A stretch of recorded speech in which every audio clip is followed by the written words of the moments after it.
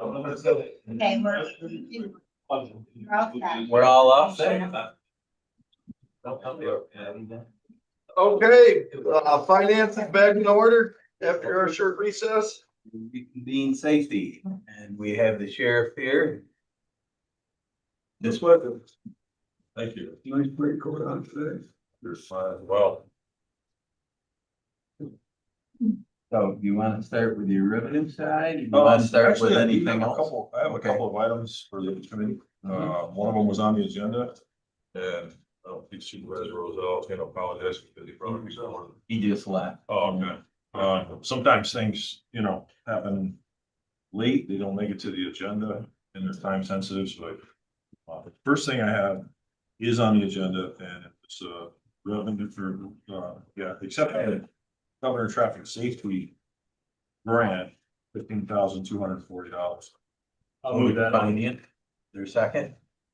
Second by Nate. All in favor? Aye. Same old thing. If I gotta sign that or do you sign that? I think I signed that one, yeah. If not, it's gotta go into. Gotta get it in a minute to, for me to sign it.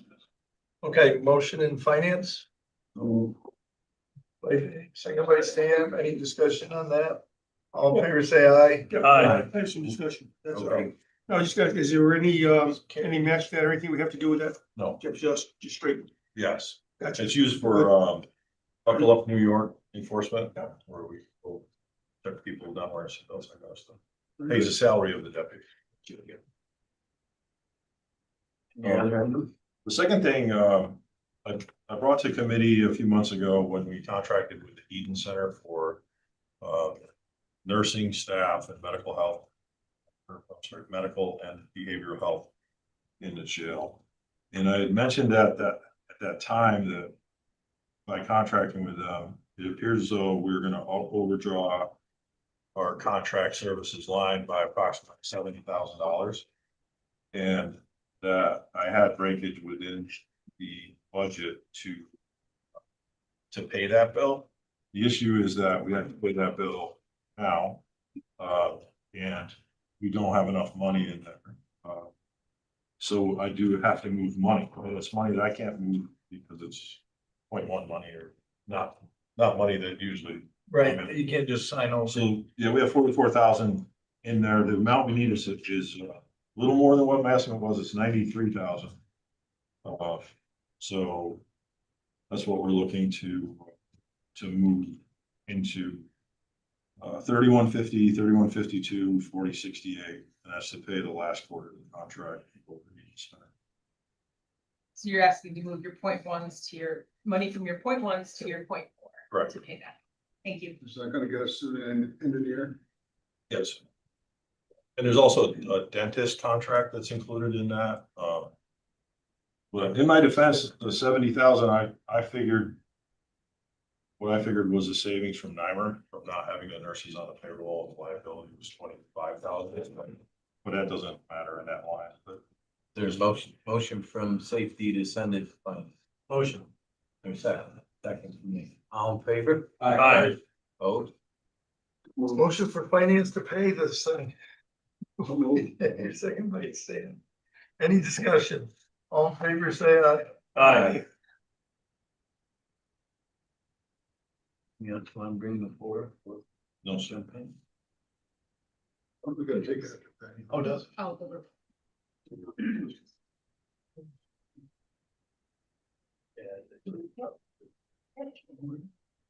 Yeah, I know that one number.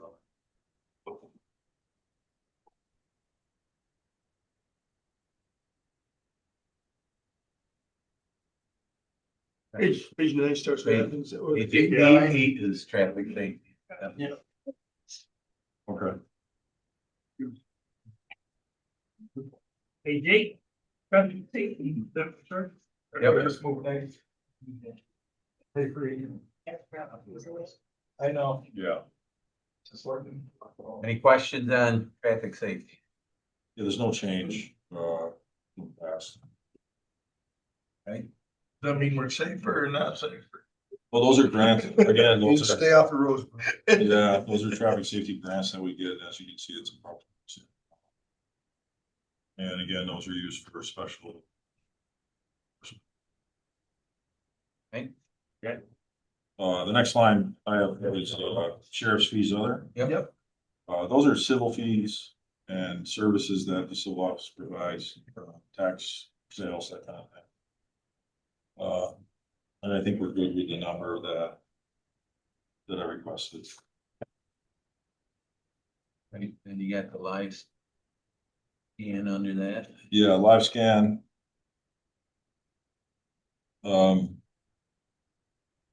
Yes. Yeah, did we move that?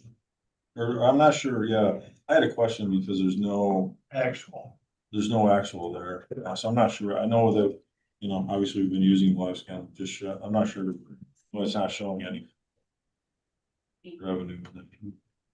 What is live scan? Live scan is a fingerprinting machine. Gotcha, okay. Yeah.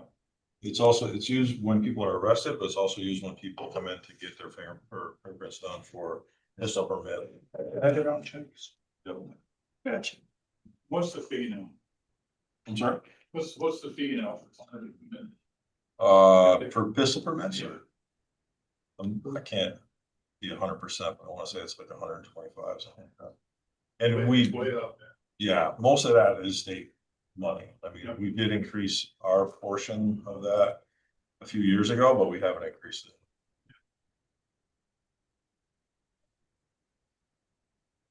services, other governments. We don't Yeah, there have should be, anything. DSS pays, right? No, that's not. That's not that one. No, it used to be, yeah, it used to be, we would include. Like the fair pays us to provide security services at the fair. There's some courts in the county that pay us for security, for their courts. And actually like accident reports. People that pay for those used to go into that line. Grace Tech? I'm sorry, Is it by Grace Tech? Well, it's other governments on this line, so I gotta believe it would. yes, Why is it a couple of cents? Well, I think in other governments, it has to be a government entity on the Yeah. side. treasurer asked us to move into other lines. Okay, so that's why it's zero, yeah. Yeah, that's why it's zeroed out. Okay. Sure. I'm sorry. When we have like a conflict, within the county, we were, putting an inmate in the West County Jail and the Warren County Jail.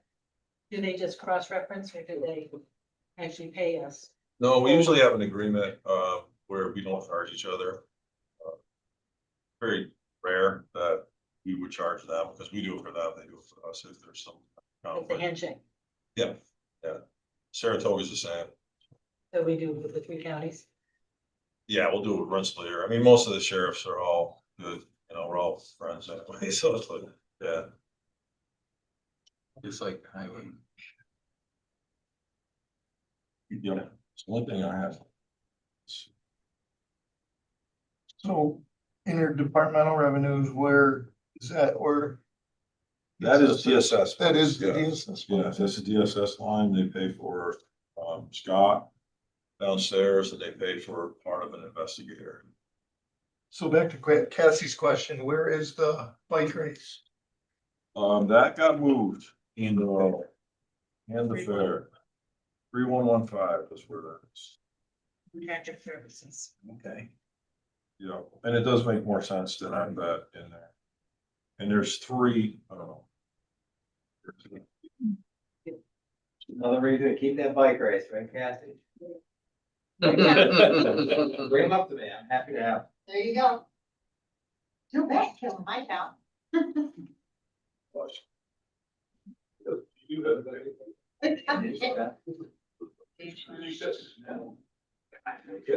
the Champlain Canal. That's right. It's a nice flat route. Nice flat route.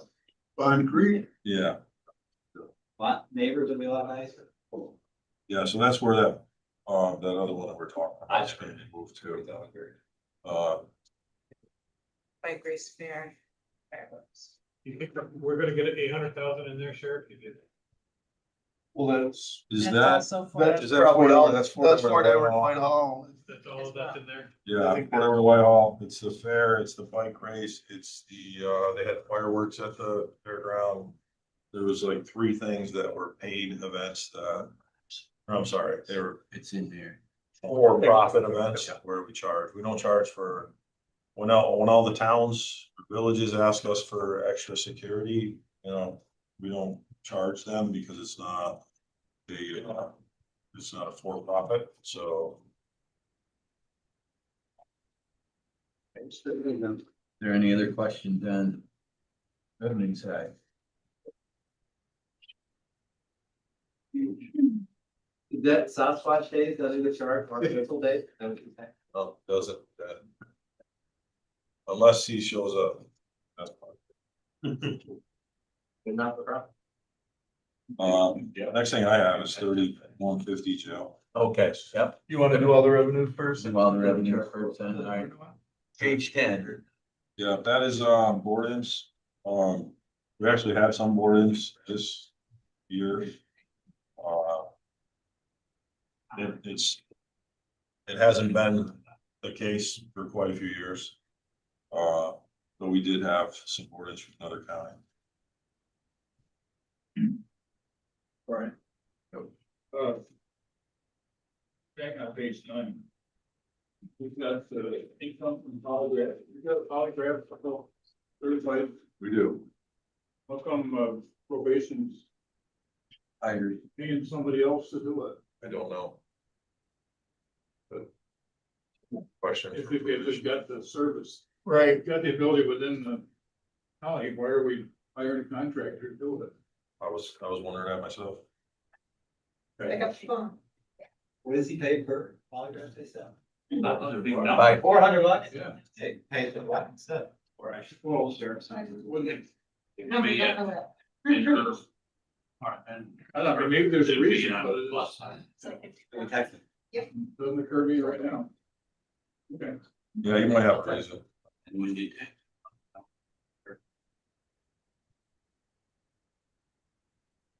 did we hear that?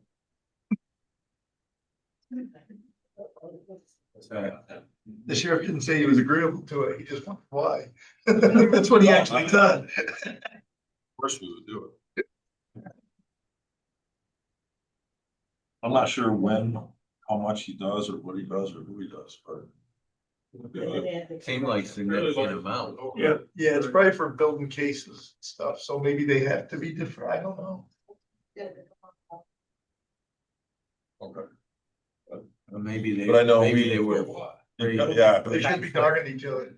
with the certification is very difficult. It took 4 months. Actually, I was an investigator that we sent to Pennsylvania for 4 months and then the equipment, got a grant. I was just looking up the certification. Yeah, and you have to You keep, gotta be licensed. right, and you have to do X amount a year too, so keep your And certification. this would help him keep his certification if he had just a few extra maybe from another department. So you guys don't like Dan's $159 polygraph from Amazon idea? Well, it's not a bad idea, but Now, that was the cheap, but 250 and I'd be comfortable. I think we should. That's the high end one. Have one in here, pass it around. that's sure to hold up in court, but it, you know. Here, just to let you know, the Well, live I'm scan is in pictures your don't regular show it where you share got feed, traffic. because I the don't number think four it'd doesn't be break it out. anything but- Okay, So it's so we blended should up move into that the, money. it's blended up into the regular, Okay, unless you have a way splitting it in your new system. The report I get doesn't split it out anymore, should we just delete that? or you just move it up into the, Okay, Okay. okay. Ready to go to jail then, yeah? Oh, we're going to jail now? Not today. We can help that. That's true.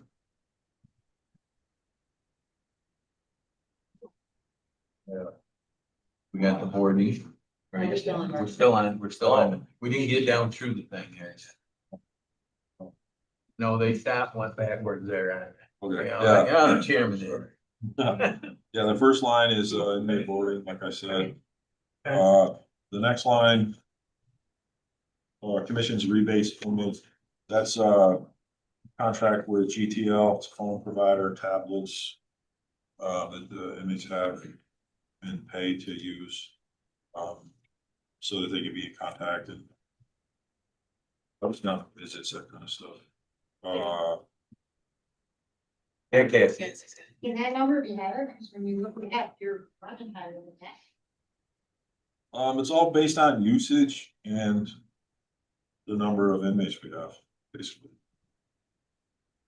I think it was higher because there was no visitation during COVID. That's right. Well, That that's, so that's. Well, you're 47,000 through August, so you're gonna beat the 50 easily. Yeah. Yeah, and COVID was pretty much over in 23, 20. They still didn't have visitation. Yeah, How's the population of the jail? Oh, I think they're happy. but- Well, They're done. 60, five, 65, 65 with their capacity. one, they changed it, 183. Yeah, the word boarding is coming We'll back get into the that. conversation Yeah. later. I don't want, I think that could be 75,000 easy. It's running about between 7,200 and 7,500 a month, if you're only through July at 47, so, Is that for the GTL? yeah. Yeah. Yeah. you want that to 75? I think 75. That way, if it drops off, he's still got 10,000 in cushion. Yeah, you're gonna, you're about 80 this year. That's what I'm thinking. Yeah, 75 probably service. and that's, yeah, you're right, that's August, so. It's actually through June, he said, Oh, July, okay, or July was 47. okay. Received in September, but it's for July, so.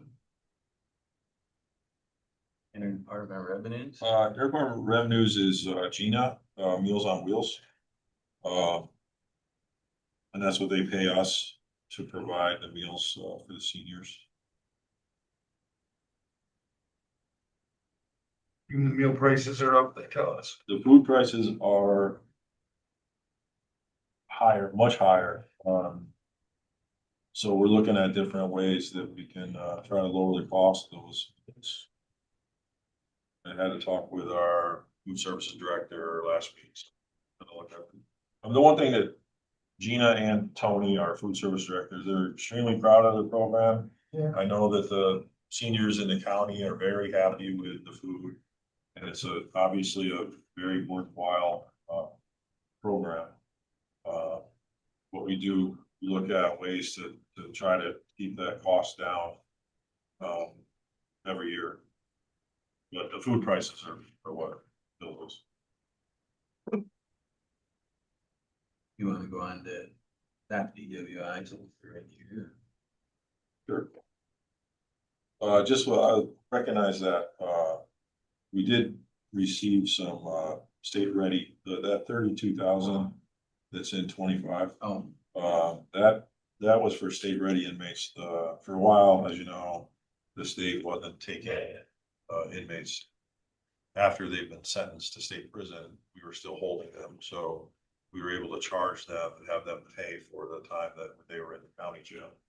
So I just. do you think there's gonna be any Um, coming year? I don't know. I mean, it's kind of a, You'd rather they weren't, cause it cost Yeah. us more than, well, and it was Did due, we a get- lot of it was due to closing some of the state facilities. It's like, I wondered it. will we lose money on them, right? No, Our cost is more than to take care of them than what they pay us. Was what was said earlier, when the ones going to the jail, they're going to the state facilities. But I mean, it's not, it's similar to, well, they don't pay as much as a county does to board in, that's for sure. But It's they just do- less, what, it's, okay, so you're saying we still make money, just not as much as we make on the borders, Yeah. okay. Do they pay timely or do you have to pay more? Just Wait. commissary. Gotta wait a long time. As Because we're pointing that out every time that Yeah. the state is holding our money longer and longer. So that's another problem. So actually, we'll get a little more money here, but we won't get it until, I think it's March. They do it twice a year. So they were here another month or two longer than this coverage, but I don't know exactly how much of that will be. I'm sorry, I assume that everyone here knows Julie, but Julie is my secretary and, can't run an office without her, so I appreciate you. It's true, your budgeting's been much better since you were on board. Very excited to be here. Yeah, to stop DWI. Yep. Yeah, the Stop DWI program, those are the fines that come in from around the county. And then you'll see when we get to expenses on the Stop DWI that the money is used for enforcement purposes, equipment, stuff like that. But if you're effective, that should be going down every year. Sorry? If you're effective, this revenue should be going down every year. Or up. Well, I think what we're finding is, If you're effective, you're squashing the amount of DWI happening here. yeah, to your point, we're seeing more people that have been previously convicted of DWI. So it's, you know. It's been a while. It's They're gonna drive regardless. And that's, you know, unfortunate that. You measure the effectiveness of police on the absence of crime. We're losing. Or your Robert vehicle. Your miscellaneous other gov DWI there, that's been up as high as 80, 56, and you're at almost 30 right now. Is 40, would that be a higher number So, let's see. Where's that 29, you mean? Yes. Yeah, again, that might be through August or whatever, so. That's why I'm wondering if you be projected higher than 40 for the whole coming year. What are we doing in 24? We did 56 in 24. So it was slower, yeah. And I budgeted for 40. So, yeah, you're right. I think it's probably between closer to 50. You think moving to 50 is a reasonable number Yeah, without knowing what's It has, still owed its- us or the fact that. it has its own reserve. So anything you save doesn't even matter. It goes back in his reserve. Oh, this? Yeah. Yeah. It's not- Yeah, okay, okay. I knew there was something. If it doesn't, right. Back.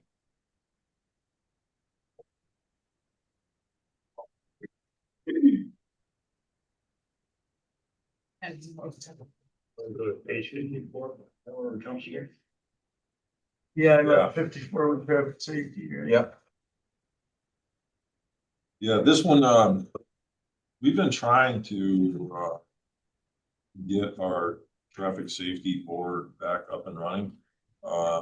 There's a lot of requirements that you have to meet to have a traffic safety board per se. It has to be at least 10 people, and then it's broken down further by 3 civilian residents within the county, town supervisors, highway superintendent.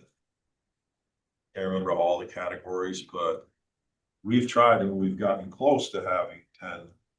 And but we're going to have a much more concerted effort in 26 to try to get that board together. So I would like to, even though you can see that we didn't spend anything. Sure. That's the reason why. I just want to explain that you have to get at least 10. We can't get 6. So we're gonna try harder. I think we can do it and get that committee together.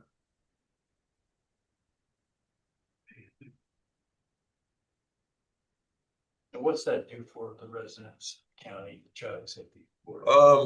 They meet and they discuss traffic issues within the county, you know, different towns, especially if you have people like the 3 residents, for instance, if they're from 3 different parts of the county.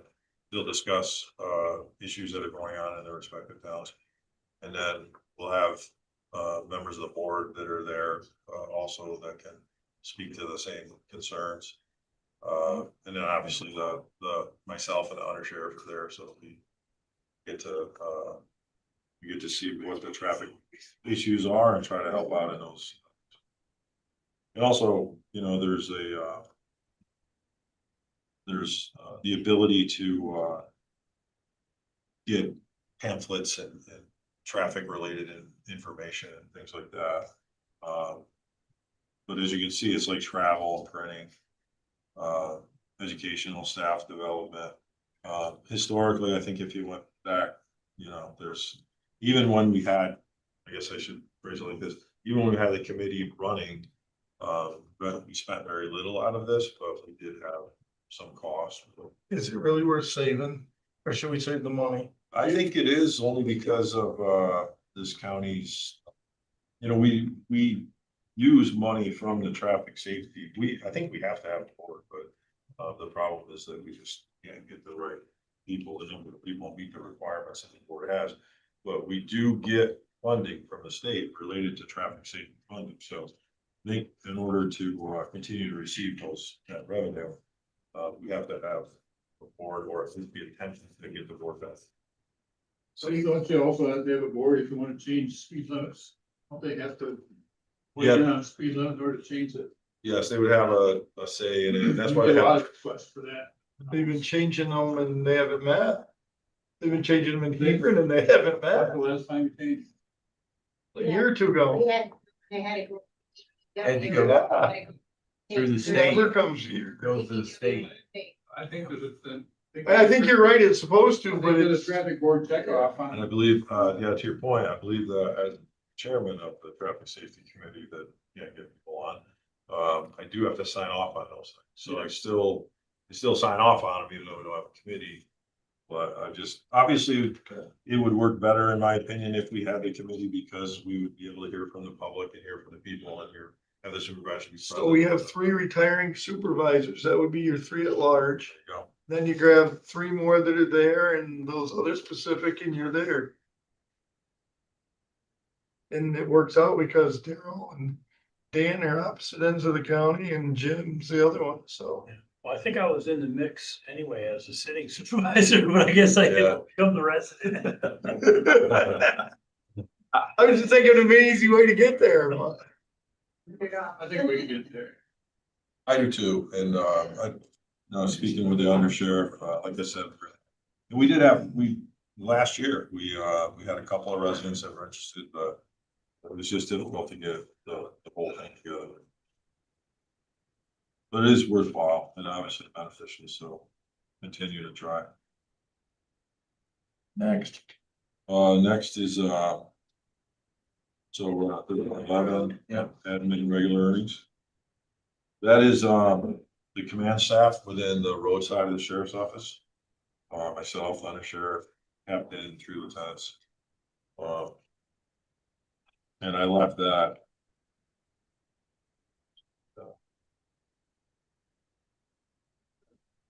Yeah, understanding the financial issues going on in the county, I met with my command staff and we understand, if we were not to get a raise, next year, that we could live with that.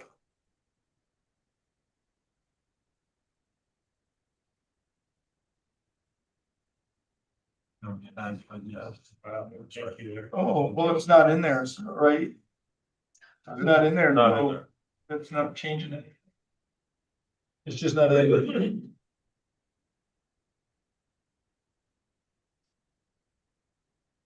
Thank you for that. Yeah. Yeah, and Brian, Yes. I have a question. State retirement, I mean, Yes, is a bigger percentage, like 30%, is it? Right, the sheriff department's like 30%. went up from 706 to 130. Very first day of I'm budget right, meeting, right. I asked you a favor. Trust the Suspect. process. The spread was so, Well, that's what happens when you It's get, probably only in that department, Right. not the other 4. rights and all the, thank you. right? But it's the fact that it's a lot higher percentage than all the other. Trust the process. Which is like this. So is So that- we're like 18 to 20% and that one's 30%. Yeah. So so we got numbers for the whole department. Right. Yeah. Cause I can't take a return. That's Jeff's slush fund and you weren't supposed to know about oh, okay. it. Yeah, where'd that Mercedes come from? Yes, Mr. Brian, I just confirmed it's not in the next. Right, article. okay, yeah, no, and I think that's been the same way for years. There was deviations, but Yeah. it popped out so much. So, we're in the office equipment. Yep. I was hoping we'd slash it. That one, as you can see, yeah, we're asking for 13,000. I think for a department our size, that is a very low number. We're very fortunate to be able to use grant money, forfeiture money to buy the equipment that we have. And we have literally hundreds of thousands of dollars of equipment that we've purchased through grant money and through forfeiture money. So I think that number is reasonable. It's the same that we asked for. Or no, it's less, it's $6,000 less. Yeah. Than 25, so. And I think by looking at where we are, that we can save some money there. I mean, by dropping it to 13,000 instead of. 23, for instance, it was 23,000 almost.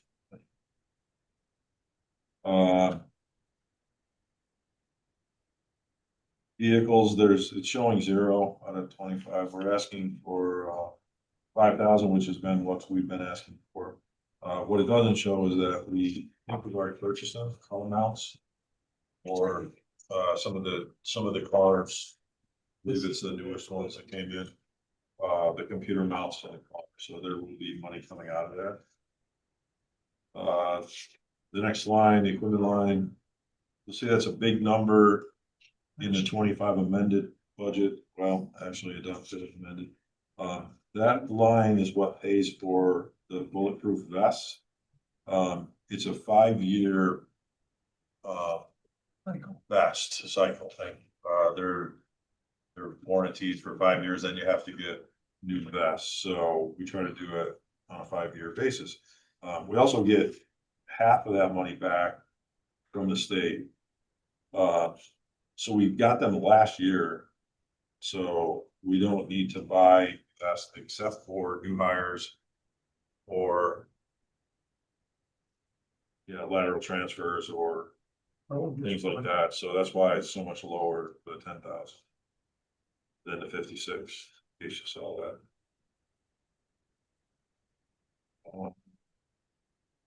The rest are all grants that are recognized at committee when I get them.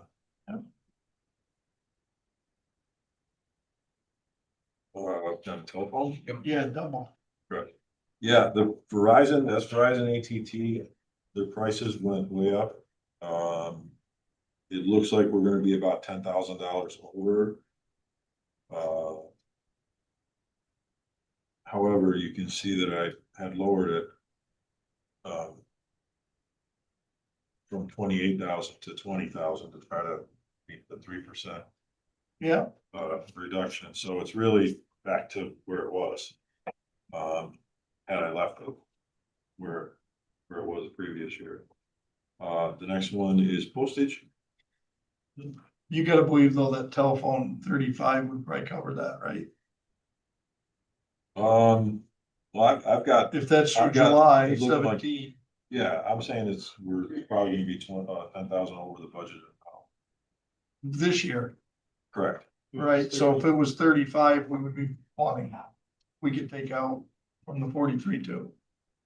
That's, yeah, sure, that's how we got here though. That's what I have. Yeah, no, I think. Be fine.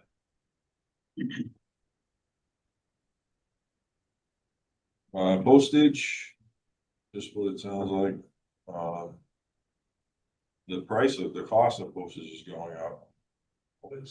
That's why I raised it to 18 from 13. So they're not gonna raise it in January, they're gonna raise it mid-year on 2026. That's the word I got. They might look $9,000. We're at 10 in August. So. Yeah. Office supplies,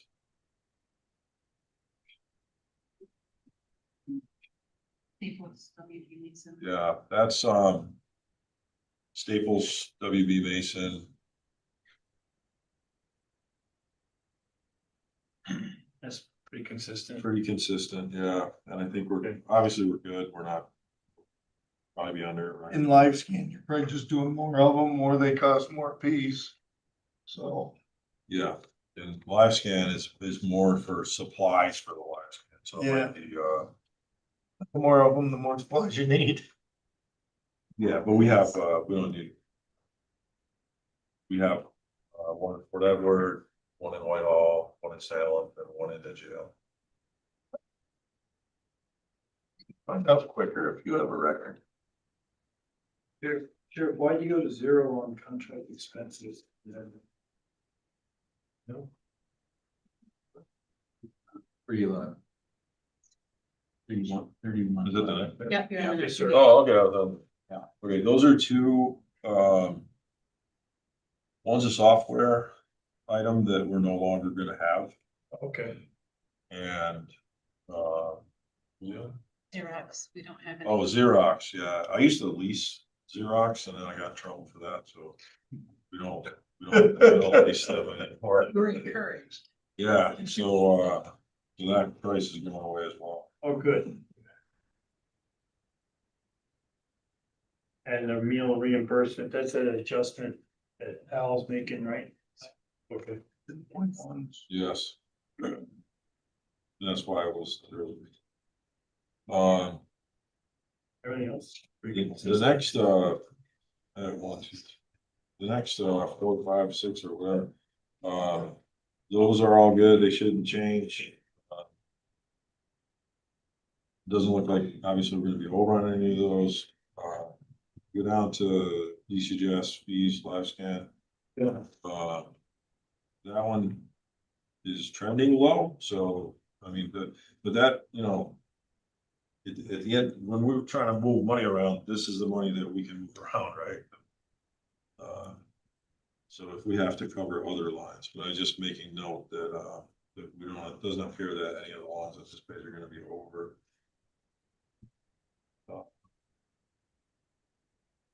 Carpool, I know that's a big discussion from what I heard.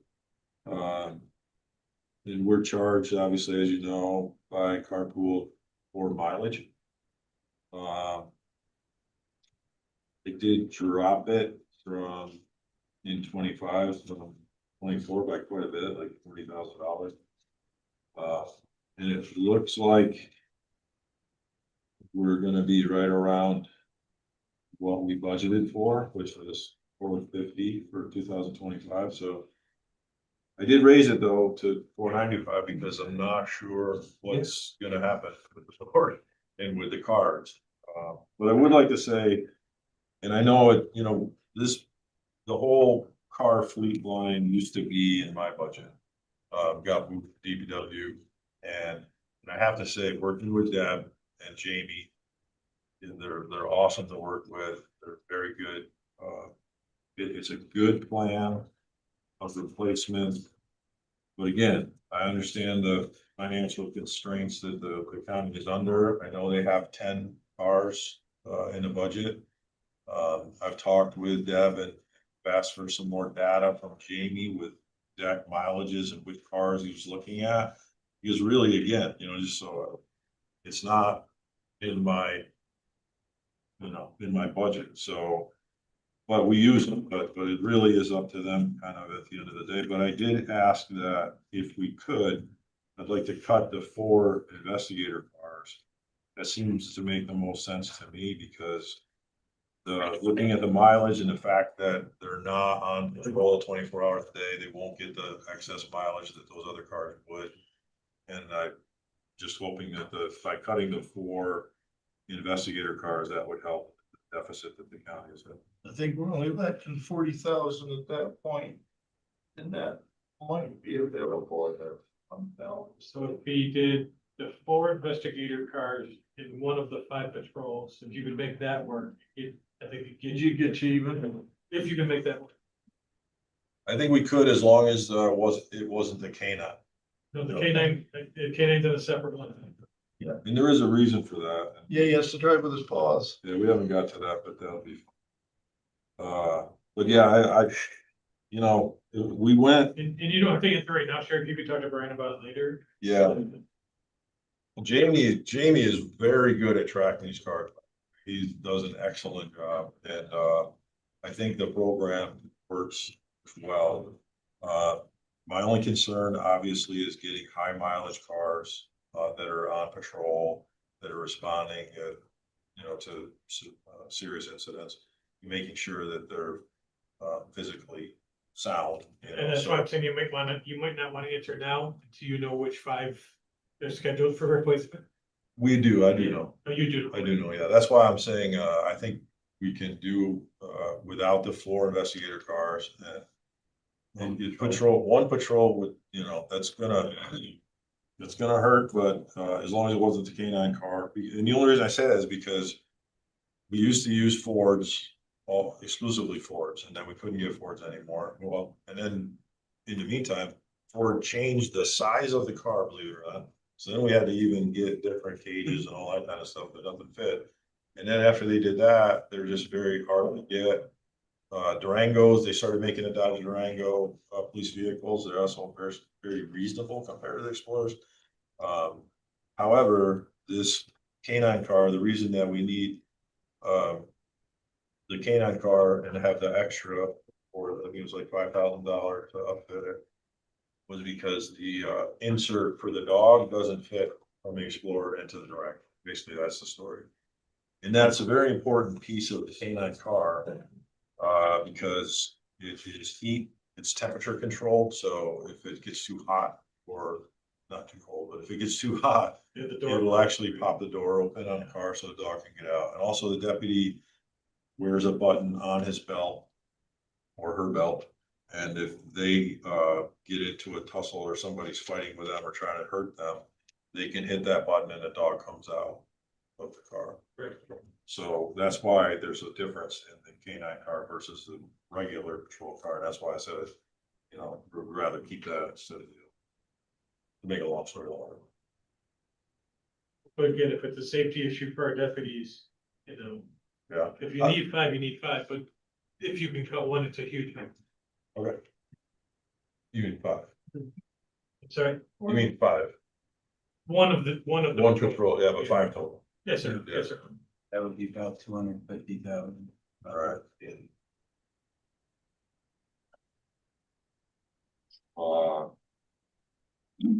So are supplies other? I don't see any in the next 4 or 5 down. I don't see any changes in any of those lines. One of them, let's see, over expenses. E9 line is spending less than you're projecting. Yeah, we try. I mean, we're very fortunate. I know there was discussion about dogs too, so we might as well talk about the dog. We're very fortunate to have the situation that we have. Just so you know, we have 4 working patrol dogs that are in 4 county cars. They're spread out by shift purposely. So they're not all in the same shift. Obviously, there's one at day shift, one at afternoon, one at evening, and one overnight. They all, well, they work out of separate stations. So they work out of the Salem office. So make sure I have coverage in the south. They work out of the Fort Edward office. They work out of the Whitehall office. So we have coverage around the county, and that helps because if you have one dog, for instance, and you have an incident, and that dog gets called out, it's gonna be overtime every time. And if you have, you know, and our dogs get used a lot. So they get used by us, by police departments in the county, and by the state police. So it actually, to have 4 dogs and to have a budget line of $6,000, which we don't usually even get close to me is pretty remarkable. The other part of it is the vet bills, very minimal.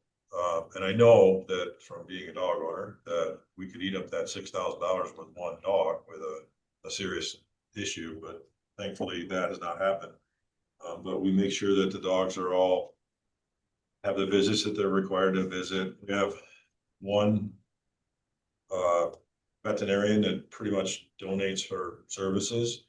We have donations from the public that are specific to the canine program. In fact, 2 weeks ago, the American Legion of Hudson Falls gave us a check for specific to the canine program. In addition to that, Purina pays for the food for those 4 dogs for a whole year. So the deputies drive out there and they get pallets of dog food and they use that food for a year. So actually having 4 dogs, it's not a huge expense when you look at the overall picture and the fact that we're very fortunate to have the donations that we have and the handlers that we have that are very good at their job. And one, for instance, one was a lateral transfer from Rensselaer deputy. She brought a dog with her, so cost to the county was already trained. So, oh, and there, full disclosure, there are 2 deputies that are part-time deputies. They're on our books. They have dogs. They're their own dogs. They do not have cars. They are master certified trainers in New York State, which takes a lot to get that certification. By having them be part-time deputies, they work maybe once a month. And they certify those 4 other dogs, handlers, because there's a lot that has to go into certifications. You just can't say, okay, here's your dog, go ahead. They have to do a certain amount of training, and it has to be by a certified master trainer. So we're fortunate to have the 2 part-time deputies with their own dogs that come out and do that. Our 4 that have dogs. Wanted to make sure everybody's clear on that. Thank you, Sheriff. They're each specifically trained for different things, or they're cross-trained for different things, or? One is explosives, which sounds, only bombs, but it's not, it's guns. The dog, Anything with gunpowder. yep, ammunition, the gun can find, or the dog, it has, the other 3 are, patrol dogs, so they can search for people that are lost or suspects or whatever. They can search vehicles and they can chase after bad guys, basically. Someone are trained in narcotics. No, they are. They They're are. drugs, yeah, They can find drugs Yeah. too. Yeah, the explosives dog doesn't do that for obvious reasons. Yeah, because- different aroma. Well, that plus dog, the alert might be to scratch on something and you don't want a dog scratching on a bomb. But, yeah, I'm very proud of our canine, and be able to have 4 dogs and have them spread out like that, it really, if I went back and looked, I'm sure. But from what they used to pay, we had 1 dog, what they used to pay that 1 deputy in overtime. So they get called out a lot, so not only that, but they just do a great job.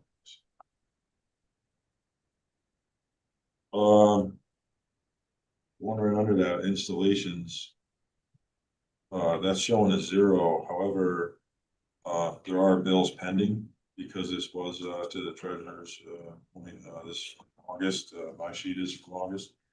And, out of that account are LPRs, license plate readers are paid for with the service on them, and then we have a service agreement I have to have with them. And those are all bought with grant money. Law book. We can go Yeah. rounds on law books. We can't put one central library for all the lawyers and all the code enforcement, everything out there. Yeah, on the roadside, these law books, I've asked that same question because I've asked why they can't just go online, but it's the company, the only one in the business that provides these law books. They provide the updates to all the laws that change every year, like penal law, criminal procedure law, any of the laws that deputies deal with on the road. So in order to have the online portion, you have to buy the books. So each individual deputy gets his own book, her book, and they also have the ability to look up statutes online as well. Is this an every year or once every 3 Every years? Every year. Yeah. Every year because the laws change every year.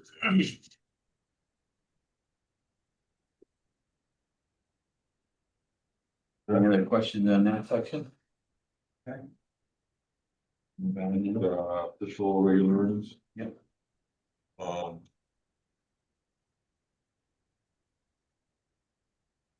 The one thing I wanted to point out was overtime on the road. It looks like we're gonna be over. However, that is usually the case annually. I try to budget conservatively. As you can see, if you look back to 24, it was 622,000. Before that was almost 600,000. Again, and lowering it to try to meet the 3%. Was hoping that, hey, maybe we wouldn't have a bad year, but we didn't have so far this year. Double homicide at Fort Ange, the shootings that we've had, different areas of the county, the drug cases that we've had. We might have investigators working 3 days straight on these cases. And sometimes all the investigators. And not only that, but, the road patrol getting involved in these cases as well. And it's more that than it is anything else. It's more that than covering shifts for people. If we have enough people where people aren't getting stuck, our minimum patrols are being met without having to do that, fortunately, or it would be much higher. It's mostly due to the crime we're seeing in the county and the seriousness of the cases and how difficult the investigations are.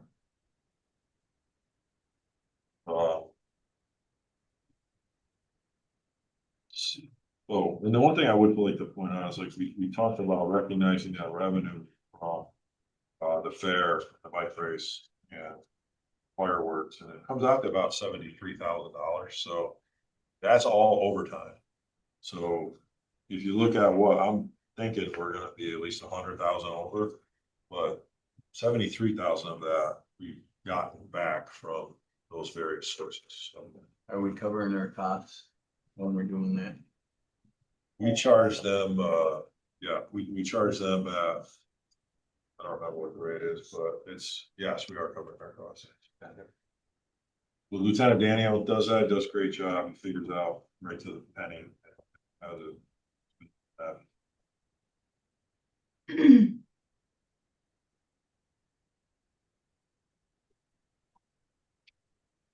Let's see. Okay, 207C. I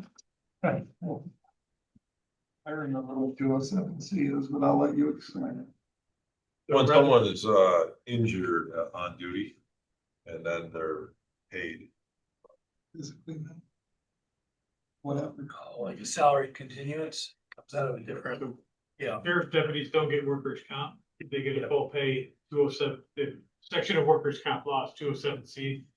It's the reference. Yes. Oh, that's why you didn't say that. Good job. So we don't have any already? No. Sorry? We don't have. No.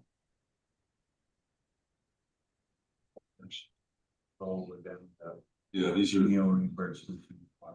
Yep. The other ones are above that are, received, committee recognize it. So meal reimbursement, that line, the treasurer, we got the other, that line's been moved into another line, makes more sense. To the 311 admin line. Yes.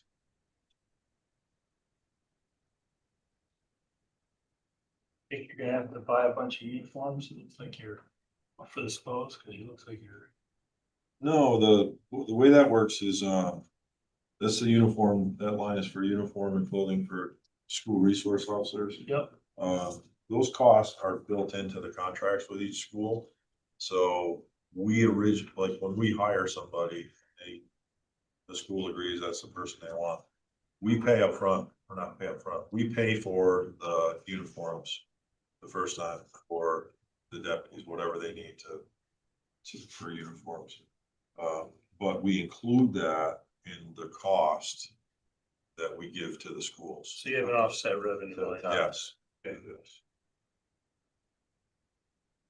And then they pay every year after that for any additional holding allowance.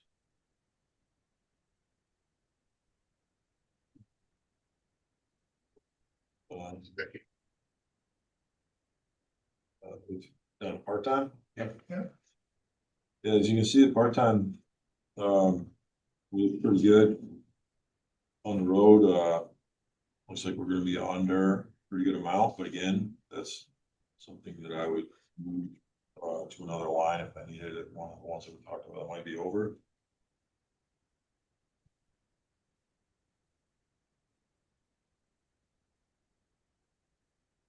Else?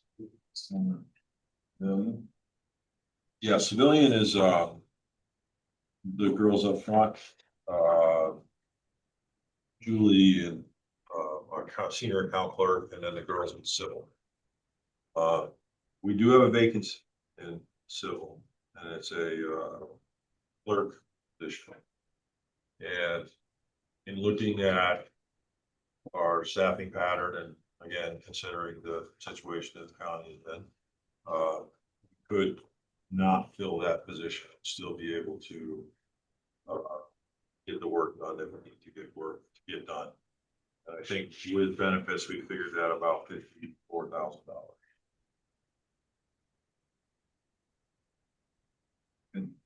Thank you, Sheriff.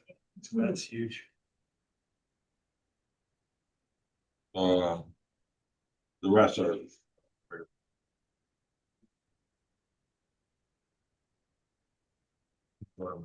And then, yeah. 58, right? Yeah.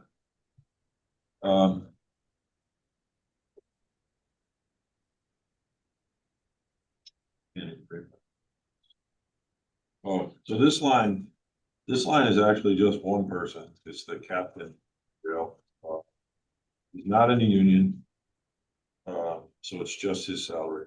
There was a mistake made at some point where a lieutenant was added to that. That's why the 25 actual is higher. We corrected that with the treasurer's office. So it should be the final requested number. And he also understands and graciously says that he can get by without the salary increase as well. But those other lines are incorrect, the 25 actual and the overtime. That should have come out of it.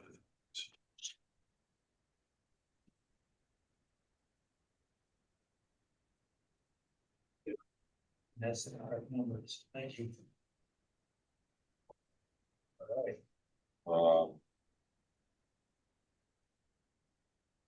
Yeah, so we're down to 3152 corrections.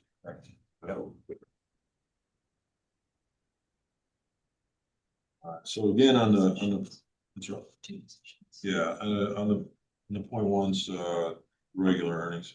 Again, you know, we looked at the staffing in the jail. We looked at several different things. Some of you were here a few years ago. I added 4 correction officer spots because of overtime was getting very high. I asked for 6, got 4, but it did help lower the overtime. However, it's been difficult to be fully staffed in the jail, and we've been operating with at least 2 vacancies. You know, sometimes more, sometimes 3, sometimes 4.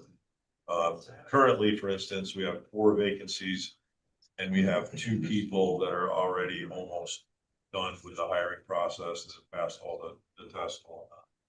So that leaves us with 2 vacancies that, in talking with the jail administrator, making sure that if we were to do away with those 2 spots, that it would not affect overtime. He agrees. So I would say that there are 2 correction officer spots that we could give up. You know, with fringe, looking at probably $140,000. So I would ask though, if there was a way that they could be left in the staffing, not funded, in case in 27, find out that this didn't work out for us very well in 26. And then we could revisit that to see if we needed to put those two positions back. When you do your staffing pattern, have like a shaded area, that they're not there because we don't fund what's not. We need them out of the staffing pattern when they're not funded. So if you do your staffing pattern, like leave a shaded area that these came out that. You know, to remind yourself and to remind us if you need to bring them back. Well, how about just in the minutes of this meeting? Well, that would work too, Okay. but it would be best if you had it on a chart to show what you had it. In what year, well, if you have, if you keep a copy of your staff pattern from year to year, you'd have it anyway. Who'd know, but, I mean, it's not a bad idea to remind us. In case we do need to do something that we remove them because Then the sheriff will just come back to committee. that's, yeah. So. So. What are we doing, Melissa? Are we taking them out and making them come back to put them in the staffing pattern or? Yes. Yes. That's all right. Missing two COs and that reduction's not demonstrated in that number right now. Correct. Okay. Thank you.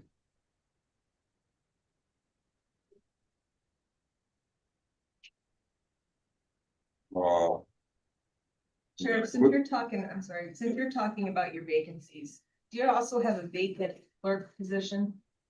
Yeah, I just spoke about that. Yeah, he Not just gave civil that one. clerk, not civil clerk, but you have also. Oh, I do, clerk? yeah, that is a senior civil, no, that's a civil Civil. clerk. The one that I'll talk about is just clerk, not just clerk. Oh, but so clerk. which one can you do without civil clerk or Clerk, clerk? no, the civil clerk we need, yeah. Okay. Big mess. Thank you. Yep.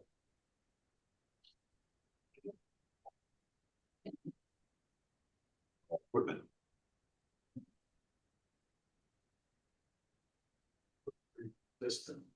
Yeah, I actually. This is Joe.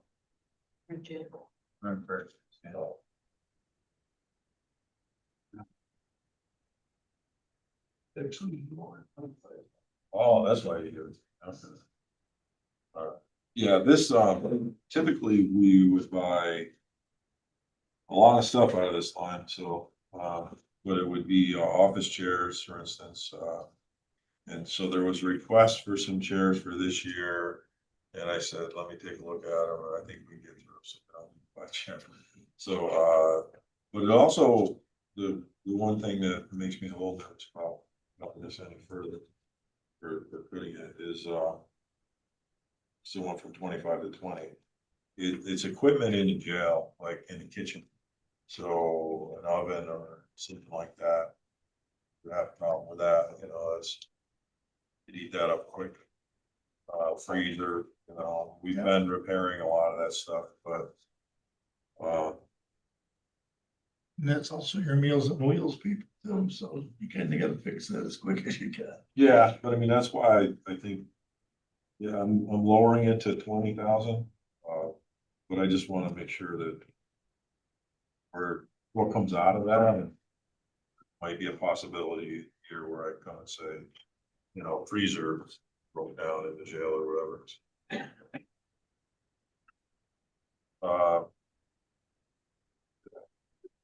So the postage, we actually don't use this line, so I think we can take that line out. Any of the postage, things have kind of changed, we use the road postage line for most of our stuff. So I don't think we need that line at all, so I think, I know it's only $200, but. But as you can see, we haven't used it. Sounds like we're getting that for work. Me and Ted was quite. Oh, okay. Next to, let's see. Yeah, electric, I mean, pretty good. That number, the 101 for 25 is, obviously, like the treasurer mentioned, that's August, so. I don't think we're gonna be over on that line. You can see though, it's been up around, it's been over $200,000 several times.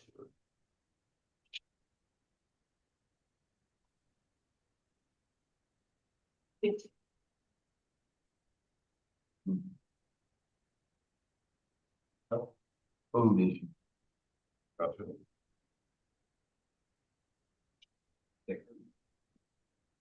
Yeah. Fine. Oh, yeah. 2025 actually, 454. Yep. After 611, so that's 6 months, and then we're tracking $300,000 over for the year. See that.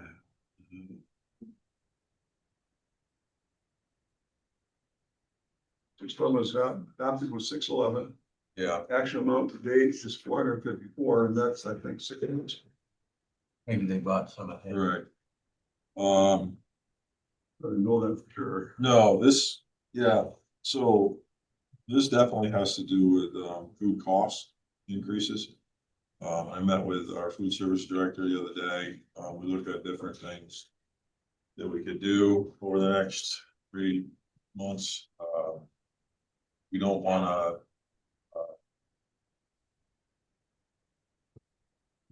do anything that's gonna affect the quality of products. Oh, I understand. I'm looking at what your question for Right, 2026, if that's 454 now, you're talking at least yes, 750 for yes. next year. That's awful low. H2 is going. That looks awful low. So, Yeah. The revenue line that's related to this is, 700,000.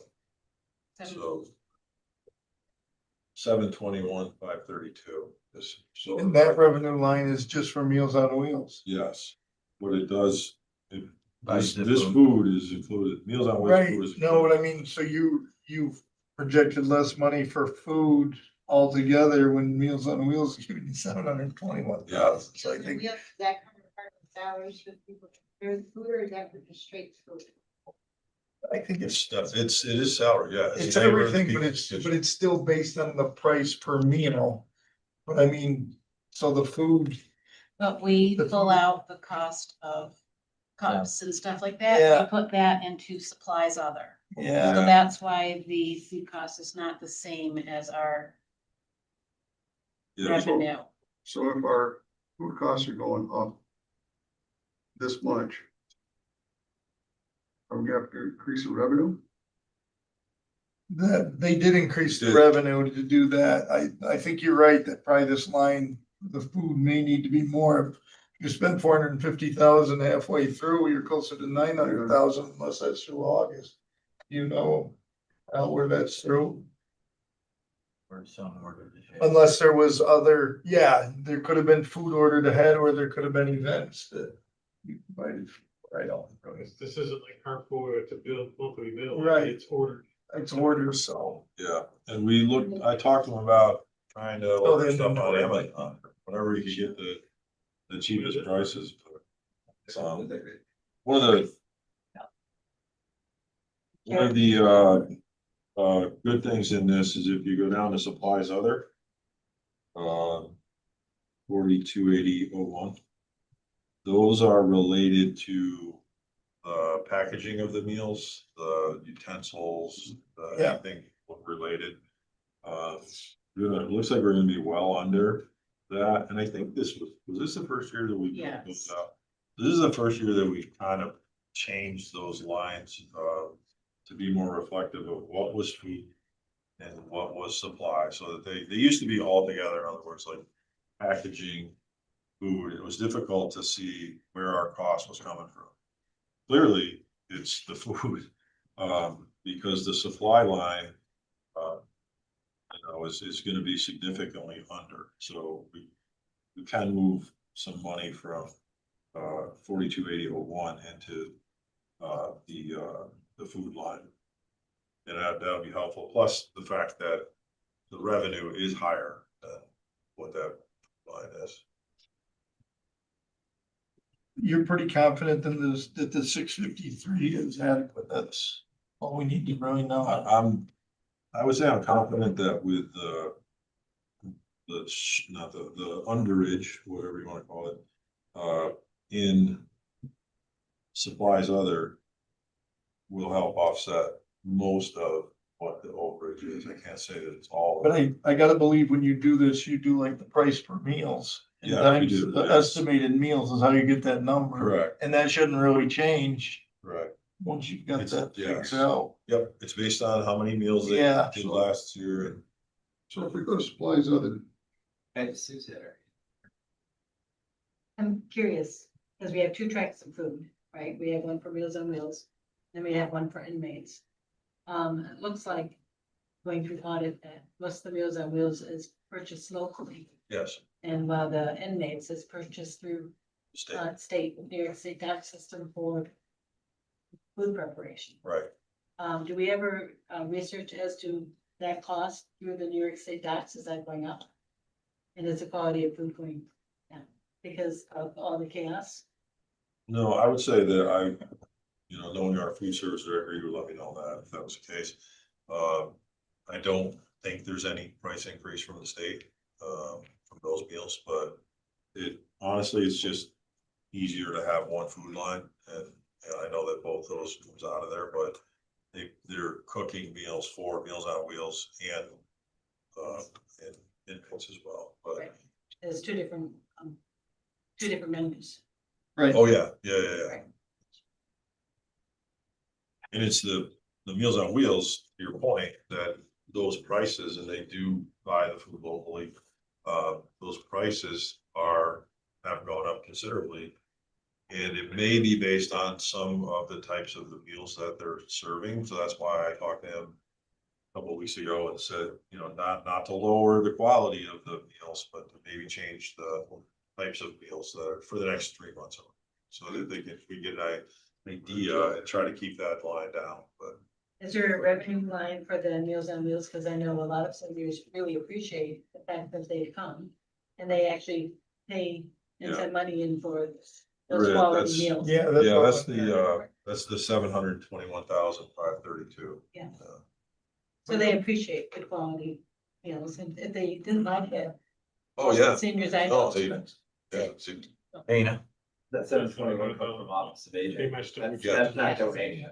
No, and that No, will go no, to ADRC anyway.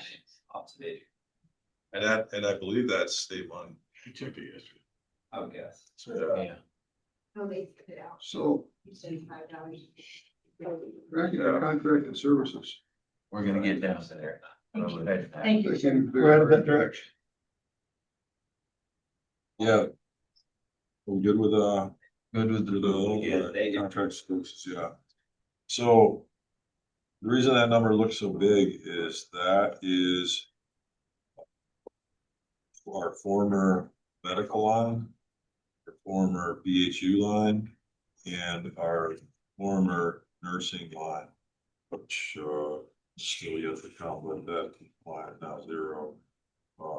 So it was 400,000. 239 was last year's adopted number. Not for the nurses though. Right, but now you've added all those things into the one line and why it's so big. Right. Yeah, so basically,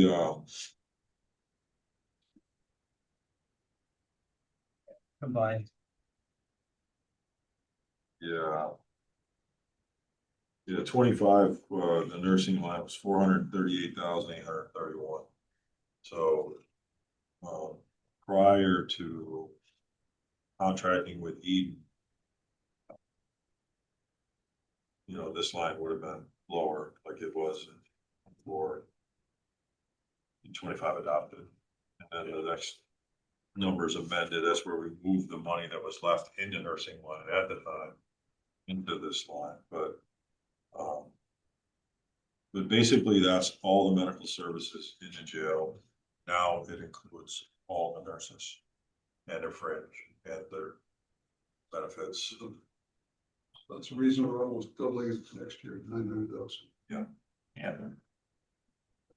And I would submit that. Cause that's on the next civilian line, right? I'm sorry. Those, Yeah. those are the ones on the next civilian lines, 438, 831 is the Correct. total, And and that's now up here. that's zeroed out, yeah. Yes. And I would submit that if you were to survey jails in the state, that we're doing the right thing by doing it the way we're doing it, because there's very few contracted services, medical providers, and if there are, the last time I had, anyone give me an estimate, I think I had 2 places and they were both well over $1.5 million, so.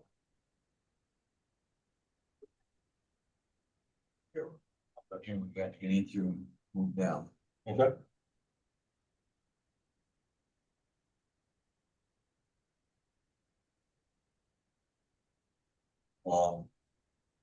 Yeah, the next line is, I mean, I don't really have anything except, down to, advertising, unless anybody sees something. Well, medical supplies taking quite a jump on us, and I mean, that's over. What's, Oh, that's not. yeah, Yes, Well, I think we can, come to our jail, take. well, I think we can We do got good away with, food. we can do away with that one because that's what we used to. I shouldn't say that, but, when we had nursing vacancies, you advertise for nurses. Yeah, So that can go away. yes, So back up to 4120. Maintenance contracts, is that a one-time a year maintenance fee? Or, yeah, no, yes, as an annual, that's Black Creek, okay, so the annual, yeah, annual, yep, that is the question. yep. And they generally go up to 3% a year. At least.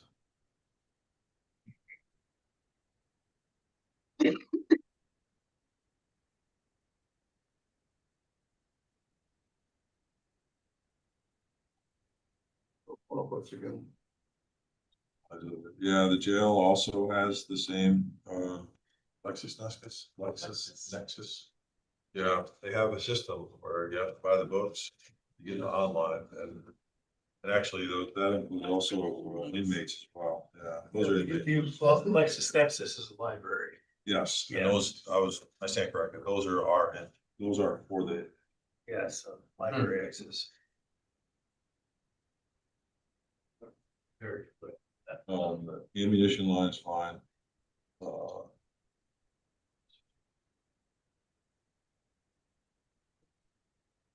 Any other questions on? I think I'm good with that one. Okay, well, so let's move down. Part-time.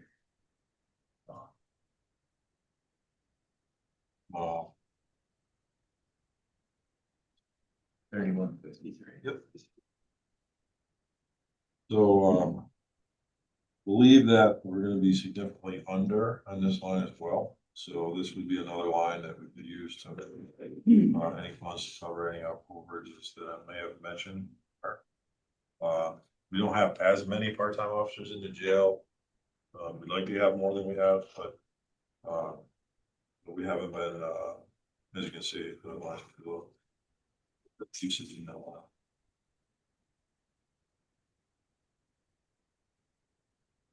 Questions on the civilian? or just gonna ask one. The potential of, taking some of the officers out. Would that increase in part-time? It would be helpful to have more part-time officers if we do. Right, because you reduce them. Right. In one area. We said he could do it, Dave. Now you're trying to add it in. Well, I part-time, think he wants to reduce it.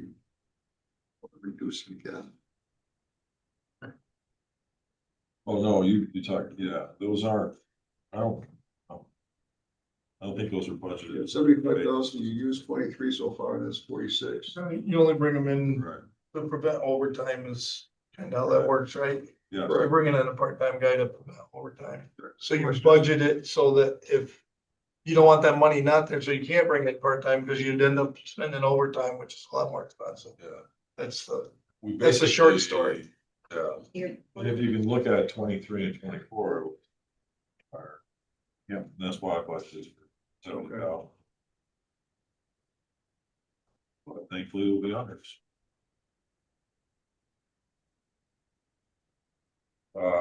Civilian, those are the nurses, that next bar, 3154, so those are all zeroed out. Kitchen, jail. Yeah, kitchen jail. We can jump there, isn't it? Really? Sorry. Online.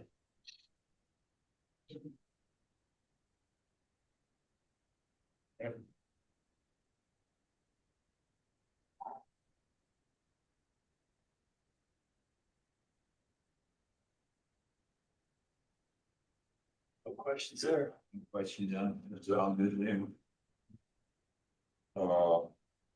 Central Oriented Park, that's minor, paper toner, links for the courtroom that we have in the lobby that. I'm not sure why. We pay that, but. Seems like the option for a minute. But it's not. Not PWI. That is, fine money. That comes in. From around the county, it's not just from us. And then we use that money to fund, deputy salaries, and we also fund police departments salaries, for performance, special, DWI enforcement. And we do a lot of, under sheriff handles this, does a great job. Handles the, revised supplies out of it, pamphlets, educational material for the fair, things like that. And this is all coordinated with PDs and everything. Yeah. Yeah. So. Are we through with that budget part? I believe we are. So in the jail, do we have any empty pods or significantly empty areas? Because Sue had an idea that she brought up before, I'm sure she mentioned it one other time here, and she's gonna mention it again. And I, like, if we have a pod and even if we don't have an absolutely empty space, we have one that's light enough where it would be smart for us to maybe send them to Warren County, the few that are in a pod, if we could empty a pod and put in. There's templates already in place. In Right. Cuyahoga County and Albany County for, people that are just getting out of, I'll say, New York State docks. And then they are, coming out with, $50 in the bus ticket, they're showing up here at the door, and they're homeless. They haven't had any assistance with getting their disability or getting their Medicaid or, medical insurance in place. And so then they, the county does it. And you can see that in our numbers. I think it's $3.5 million that we're looking at for a homeless population. And, so we gotta figure out a solution to something. So right now, Tammy was really good about warning us that the cost of rent was gonna go up from about $750 a month to about $1,200. Or in the hotel, it went up from 70 to 165 a night. And so it's a problem. And so, if you're looking at that revenue, it could serve the jail and serve social service and our taxpayers. And it wouldn't be such an awful solution if they had some support and try and get them back out into having jobs and leading your healthier lives. So the numbers you gave us were 62 inmates in the capacity is 187. You usually have to staff capacity. I think it's 65, yeah, but, yeah, It fluctuates, I'm sure. right, yeah. But looking ahead, that's the big issue, and it's difficult for the patrols, it's difficult for you, it's difficult for DSS, and as we all know, it's difficult for our taxpayers. Yeah. So we've got to come up with a solution. Yeah, I Yeah. agree. But I think, you know, to your point, if they're coming out of Saratoga or Warren County, I don't know why they're coming here for services. No, I don't mean that. Oh, okay. I mean, Saratoga County actually use some of their cells within their jail. Oh, yeah. Albany does too. That's what. But they have, yeah, and Albany County Sheriff is a friend of mine, tell them all the time that Could help. knock it off, because you're making the rest of us look bad. But we can't, we have a different footprint of our jail, it's not nearly as big. We can hold 2,000. Saratoga Yeah. can probably hold, I don't know, 700, 800 inmates. You know, our jail was built to hold 183.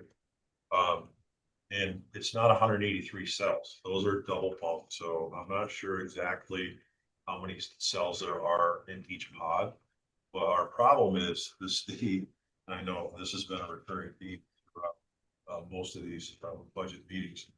But the state commission of corrections has certain requirements based on classifications of inmates when they come in, when they're booked in jail. So we have to have certain people when they're booked in a certain area of jail versus other areas of jail. Obviously, females have their own pod, right?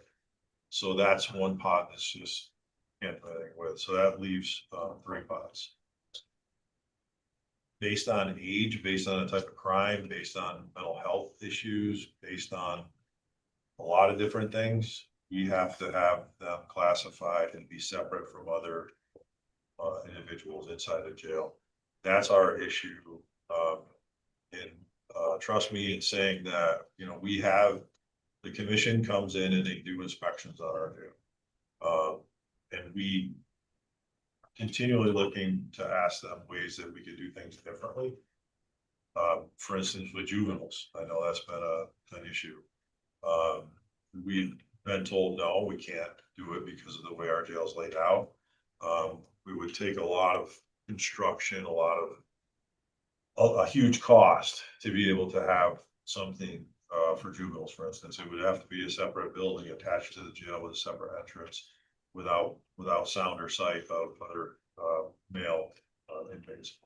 So even without talking about, even if you know, you're looking at homeless or something else, we just don't have the space within the jail because although that number 183 sounds big, and when you look at 65 inmates, there's not 183 cells. My point, they're double bunked, you know, so there's, I don't know if I did the math, I don't know exactly how many there are, but my point is that it's the classifications that make us currently have the staffing levels that we do.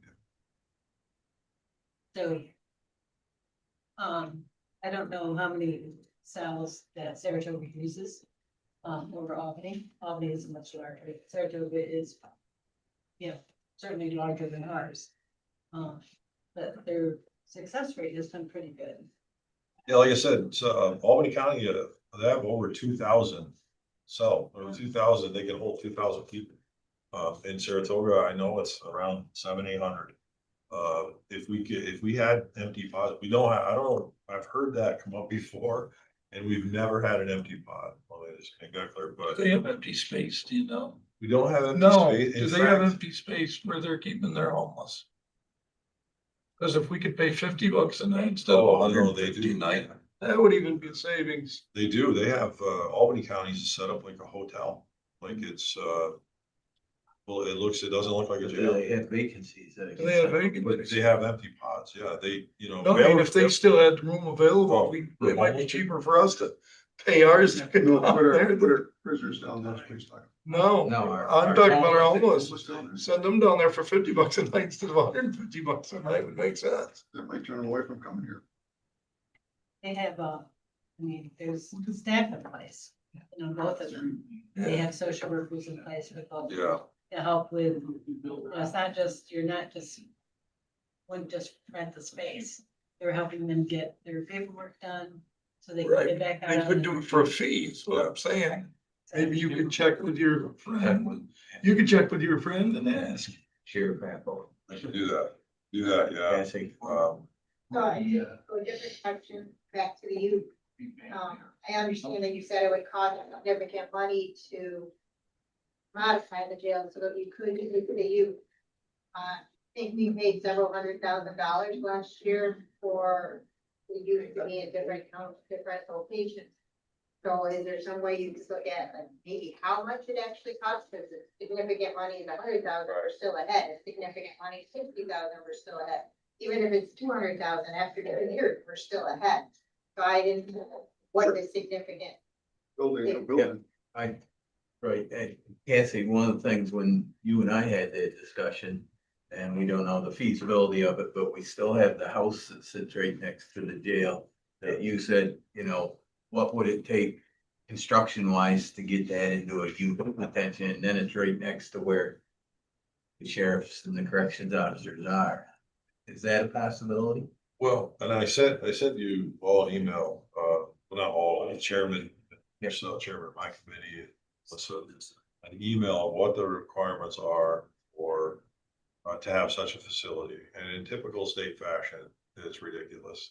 It's several pages. It's, you have to have doctors, you have to have nurses, you have to have full kitchen, you have to have people that work there have to have college degrees. It would be, I think, very difficult, but with all that being said, I think it's worth having the discussion. I have Matt Jones, I already asked him to look at the house on Olive Street or behind our parking.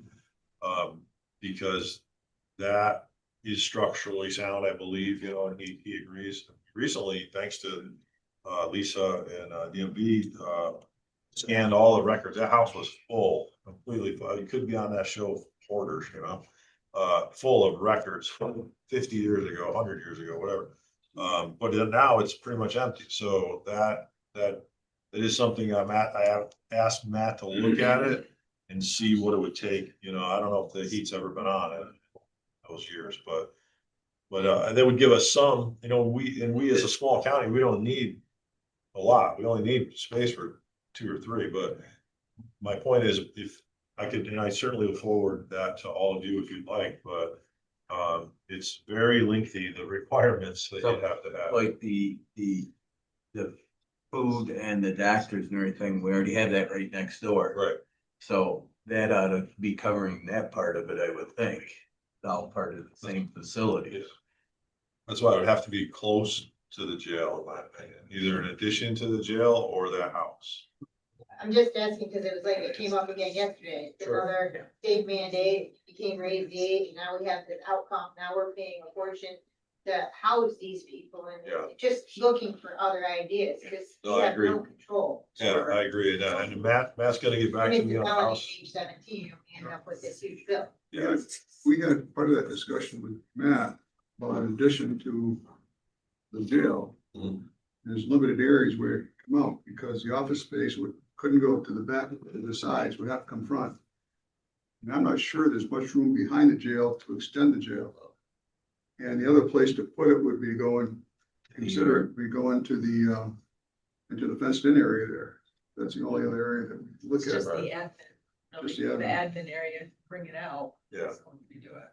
I think the house is, if it's structurally sound and can be, you know, whatever repairs need to be done, could be done, would make the most sense, because it is separate from the jail. That's what, and it's, OCFS that oversees it, it's not really Commissioner Correction. So they would have to come approve it. So I think the first step is having Matt look at it, which I did last week. I asked him to do that. And he said he would get on it. And then when we get an answer about the feasibility of using that house, other than store records, then we can contact OCFS, have them come look at it and see where we're at with that. But, you know, to your point, I mean, I don't know if, I don't even know how many rooms there are in there, that would be available for, you know, bedrooms, or what the rules are for. But it's not big enough like for a homeless situation like Albany or Saratoga does. Any more questions we can throw at the sheriff for saving money? Well, I think. We're trying to save money save some major money here down the road without having to affect you and DPW and some of those that serve the whole county.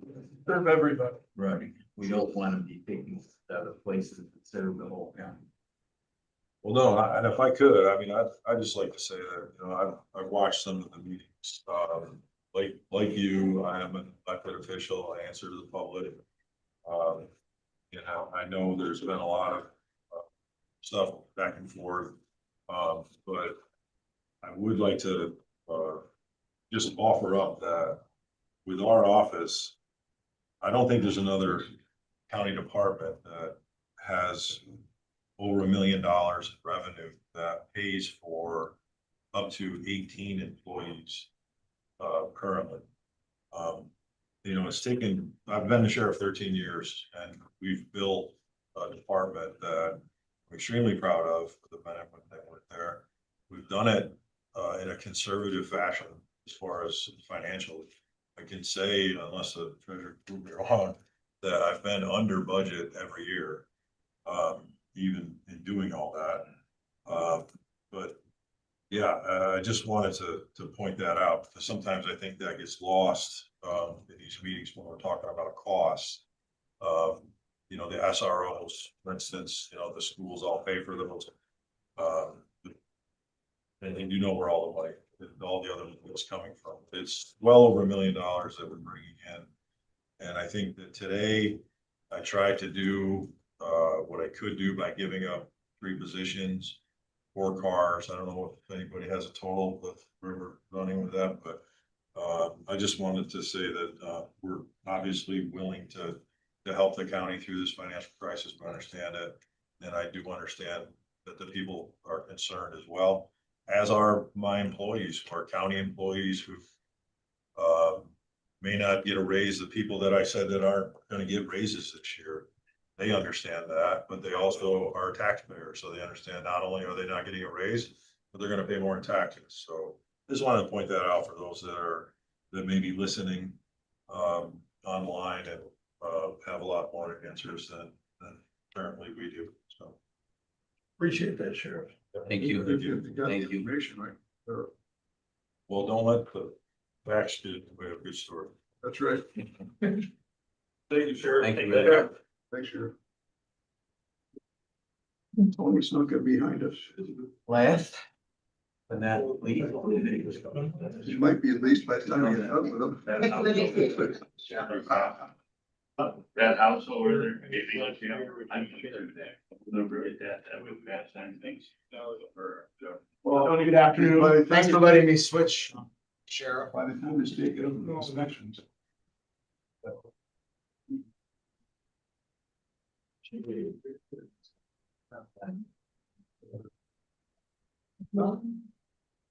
Yeah.